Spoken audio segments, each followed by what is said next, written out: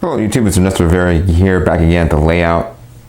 This time we're taking a look at the Broadway Limited ES44AC. This is the CSX version with the boxcar logo on it.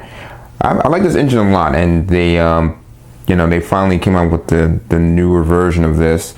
So we're going to go ahead and take a look of some of the differences between this one and the previous version. So taking a look here on the right side of the engine here, you'll notice that they finally got it right with the lightning bolt below the number on the cab. You'll see that it's got the lightning bolt facing forward this time. The previous run they actually screwed up and they had the lightning bolt on the side of the cab facing the wrong way, and unfortunately I was not too happy about that, but they finally got it right this time. So looking on here, let's take a closer look at some of the detail. Broadway Limited has kind of what I call a little bit of a, I guess you could say, I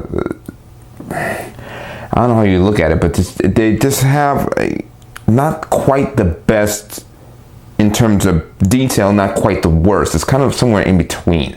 And so as far as when you look up this engine, you can compare it to like Athearn or even Scale Trains, you'll see that this engine here, although very good, kind of pales in comparison when you look at some of the features that those engines have to offer. Here we're taking a look at the left side of the engine. Really nice though. I mean, I like some of the detail here. It's not bad. The handles are good though. Not as thin as Athearn's, but still, very, very good. I would say on par with Scale Trains a little bit as far as the thickness, and they're pretty sturdy enough. The detail and the color is very good.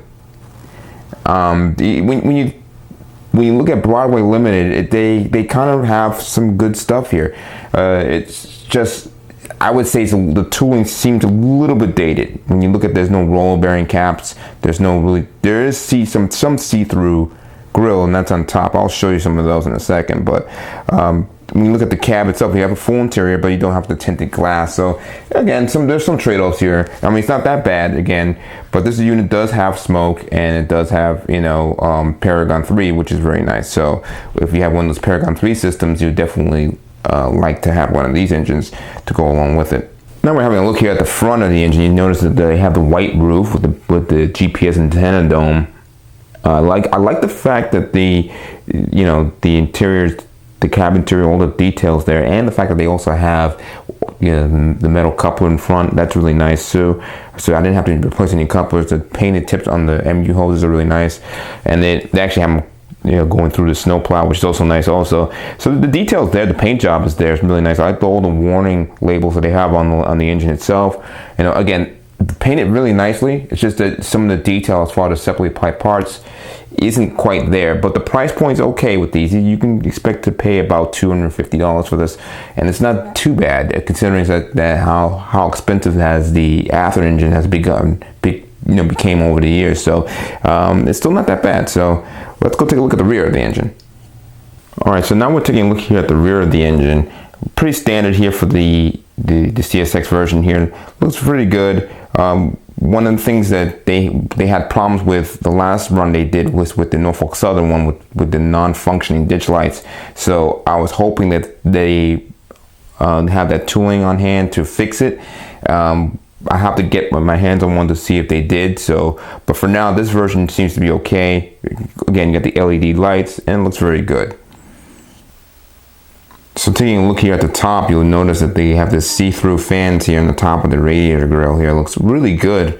Here's where you add the smoke fluid. This top of the exhaust stack comes off, and then you add your smoke fluid inside here. That's where you add it. So far, I like the warning labels on the top here. It looks really good. Again, this is a nice touch on the engine. One of the biggest differences between this version and the previous release is that on the short hood in front on the cab, the last year's version had it painted black, and this one here is painted the blue. So it's a little different, a little subtle difference, but once again very nice also.